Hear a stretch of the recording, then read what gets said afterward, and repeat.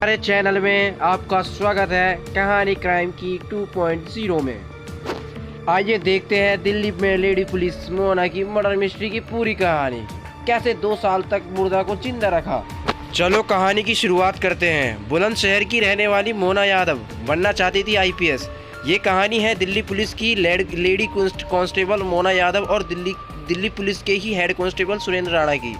बुलंदशहर की मोना यादव ने 2014 में दिल्ली पुलिस ज्वाइन किया था बतौर कांस्टेबल। इससे 2 साल पहले 2012 में सुरेंद्र सिंह राणा ने दिल्ली पुलिस ज्वाइन किया था। सुरेंद्र पीसीआर वैन का ड्राइवर हुआ करता था। बाद में सुरेंद्र और मोना की तैनाती पुलिस कंट्रोल रूम में हो गई और यही दोनों की पहली मुलाकात हुई। धीरे धीरे मुलाकात दोस्ती में बदल गई। मोना पढ़ने लिखने में बेहद तेज थी। उसका सपना आईपीएस अफसर बनने का था। ड्यूटी के बाद वो लगातार यूपीएससी की तैयारी भी किया करती थी। इसी तैयारी के दौरान उसने यूपी पुलिस की भी परीक्षा दी। परीक्षा में पास करके वो सीधे सब इंस्पेक्टर बन गई। सब इंस्पेक्टर बनते ही मोना ने दिल्ली पुलिस से इस्तीफा दे दिया, लेकिन उसने यूपी पुलिस ज्वाइन करने की बजाय यूपीएससी की तैयारी करने का फैसला किया।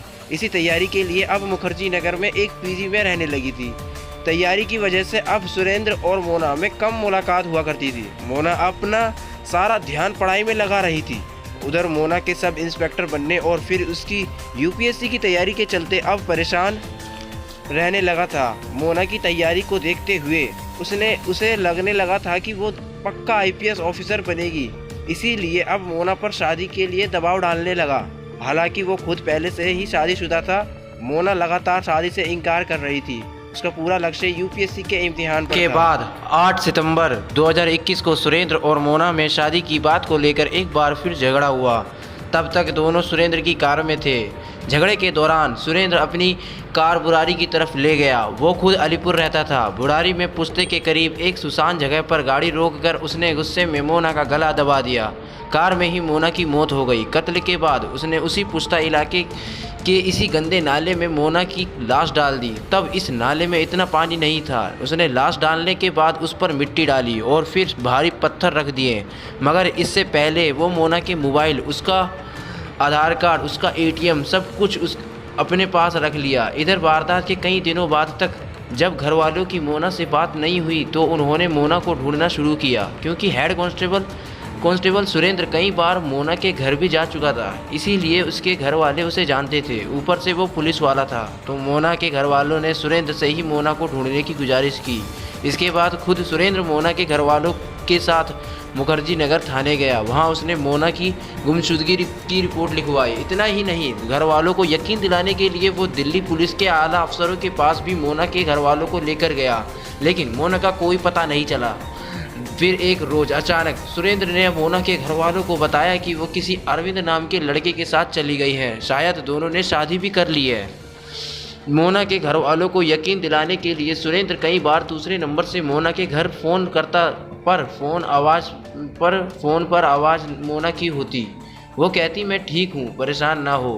घर वाले बेफिक्र हो जाते। पर असल में होता था कि सुरेंद्र के पास मोबाइल में मोना के कई ऑडियो रिकॉर्ड मौजूद थे। इन्हीं ऑडियो को वो एडिट करके रिकॉर्डेड बातचीत मोना के घर वालों को सुना देता।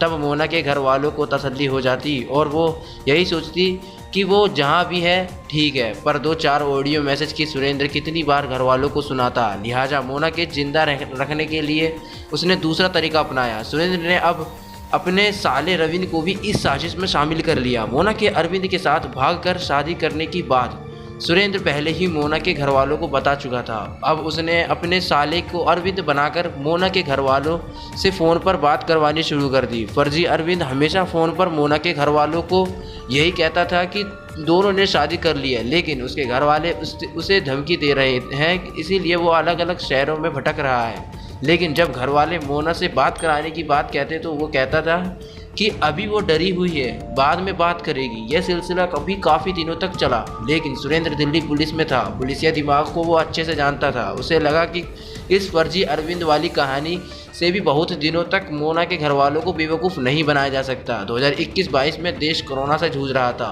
लोगों ने एक दूसरे से दूरी बना रखी थी। इस दूरी का फ़ायदा भी सुरेंद्र ने उठाया। मोना के जिंदा होने का यकीन दिलाने के लिए सुरेंद्र ने अब एक नया पैंतरा अपनाया। मोना के आधार कार्ड पर किसी और लड़की को ले जाकर उसने कोरोना का वैक्सीन लगवा दिया। इस वैक्सीन के सर्टिफिकेट को भी उसने मोना के घर भिजवा दिया। सर्टिफिकेट पर सवाल और महीना दर्ज था। घर वालों को लगा कि चलो बेशक मोना गुम है लेकिन जिंदा है। लेकिन सुरेंद्र का पुलिसिया दिमाग अब भी काम कर रहा था। उसे मालूम था कि हर थोड़े दिनों में मोना के जिंदा होने का सबूत घर वालों को देते रहना जरूरी है। इसके लिए भी उसने एक नया तरीका अपनाया। मोना का आधार कार्ड पहले से ही उसके पास था। 2021-22 में कोरोना का कहर जारी था। 2 गज की दूरी और मास्क जरूरी था। सुरेंद्र ने इस मास्क का भी फायदा उठाया। उत्तराखंड, हरियाणा, पंजाब के कई होटलों में उसने अलग अलग कॉल गर्ल को रुकने के लिए भेजा। होटल में एंट्री के लिए आईडी कार्ड के तौर पर हर जगह उन लड़कियों ने मोना का आधार कार्ड ही दिया। अलग अलग होटलों में मोना के नाम पर दूसरी लड़कियों को ठहराने के बाद सुरेंद्र खुद इस बात की जानकारी मोना के घर वालों को देता। वो बताते हैं कि उसकी मुखबिरों को पता चलता है कि मोना इन शहरों के होटलों में रुकी थी। फिर वो मोना के घर वालों को लेकर खुद भी उन होटलों में जाता, वहाँ रजिस्टर चेक करवाता, नाम उनकी और शिनाख्ती कार्ड चेक करता। घर वाले भी देखते कि आधार कार्ड तो मोना का ही है, पर इस अफसोस के साथ लौट आते कि यहाँ पहुँचने में जरा सी देर हो गई, वरना मोना मिल जाती। लेकिन ऐसा करके सुरेंद्र अब भी लगातार मोना को जिंदा रखे हुए था। मोना के गायब हुए 2 साल में से ज़्यादा का वक्त गुजर चुका था। अब 2023 आ चुका था, आधा साल बीत चुका था और मोना को गायब हुए पूरे 2 साल मोना के घर वालों में खास उसकी बहन को अब शक होने लगा। उसे लगा कि अगर उसने अपनी मर्जी से भागकर शादी भी कर ली तो अब तो 2 साल हो गए, सब कुछ सेटल हो गया होगा, फिर भी वो क्यों सामने नहीं आ रही है। बहन को लगा कि कुछ ना कुछ गड़बड़ है और इसी के बाद मोना के घर वालों ने दिल्ली के पुलिस कमिश्नर से मिलने का फैसला किया। पुलिस कमिश्नर ने पूरी कहानी सुनाने के बाद क्राइम ब्रांच को मोना को तलाशने की जिम्मेदारी सौंपी। 2 महीने पहले क्राइम ब्रांच ने अपनी जांच शुरू की। लेडी पुलिस मोना के मर्डर का एक फोटो ने ऐसा खोला राज। क्राइम ब्रांच ने सबसे पहले मोना के घर वालों से ही पूछताछ की। तब पता चला कि मोना के गुमशुदगी के बाद कई बार अलग अलग नंबरों से अरविंद नाम के एक शख्स का फ़ोन आता था और वो ये बताता था कि उसने मोना से शादी कर ली है और दोनों को ठीक है। पुलिस ने अब उन नंबरों को खंगालने का फैसला किया। जांच के दौरान पता चला कि जिन नंबरों से कॉल किए गए थे वो सभी सिम फर्जी आईडी कार्ड पर मिल लिए गए थे। ऐसी ही एक फर्जी आईडी वाले सिम कार्ड के फॉर्म पर एक तस्वीर चिपकी थी। पुलिस ने जब फॉर्म पे चिपकी थी इस तस्वीर को मोना के घर वालों को दिखाया तो उन्होंने उसकी पहचान राजपाल के तौर पर की। मोना के घर वालों ने बताया कि राजपाल 1-2 बार हवलदार सुरेंद्र राणा के साले रवीन को साथ उनके घर आया था और रवीन का दोस्त। ये पता चलते ही पुलिस ने सबसे पहले राजपाल को दबोचा, फिर राजपाल के बाद सुरेंद्र के साले रवीन को।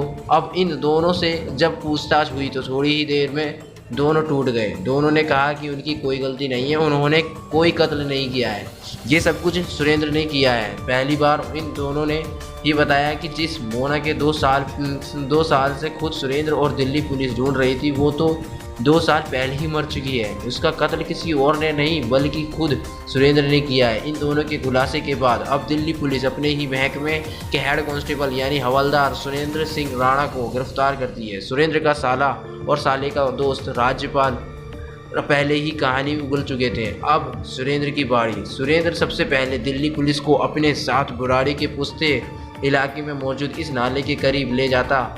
पुलिस वाले अपने साथ कुछ सफाई कर्मचारी भी लेकर आए थे। अब नाले में तलाश शुरू होती है।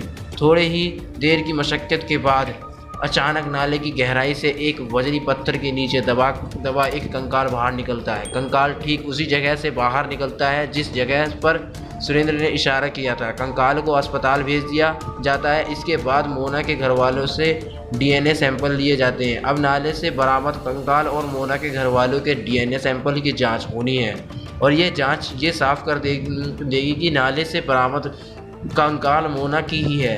8 सितंबर 2021 को सुरेंद्र ने मोना का कत्ल किया था और इत्तिफाक देखिए कि ठीक 2 साल बाद 30 सितंबर 2023 को दिल्ली पुलिस ने मोना को कत्ल की पहेली को सुलझा लिया।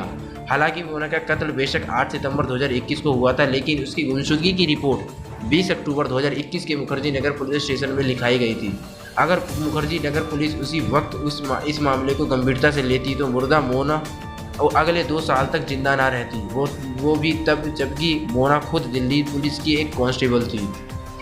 अपने ही महकमे की एक पुलिस वाली की गुमशुदगी पर दिल्ली पुलिस का ये रवैया सवाल खड़े करते हैं। सवाल ये कि जब अपनों के साथ ये हाल है तो फिर आम लोगों की शिकायत गलत नहीं है।